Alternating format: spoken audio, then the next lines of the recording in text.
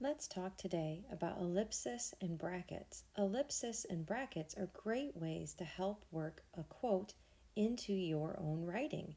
Ellipses help when you need to remove words because everything you put between quotation marks should be exactly as it looks where the author originally wrote it.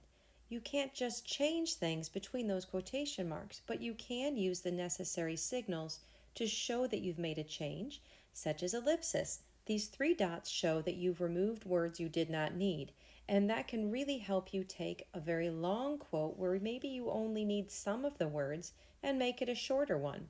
Here's an example. In the first original quote, it's very long, but the student using the information only needed to talk about the overall stress levels that were reduced. So they used those three dots to show where they removed words. And those three dots, the ellipsis, show your readers you've removed words to shorten the quote. The brackets do the opposite. Now note that the brackets are different than parentheses because they're not rounded, they're squared at the edges, okay? So the brackets show that you've added words to a quote.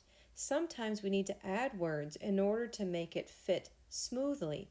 Now when we use ellipsis or brackets, we have to be careful to be sure that we're not changing the meaning of the original quote.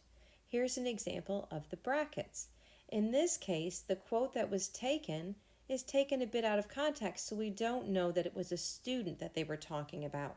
So the information inside the brackets that was added clarifies that it was a student that was being talked about. Here's a few reminders. Use ellipsis and brackets to help succeed at your college level essay writing.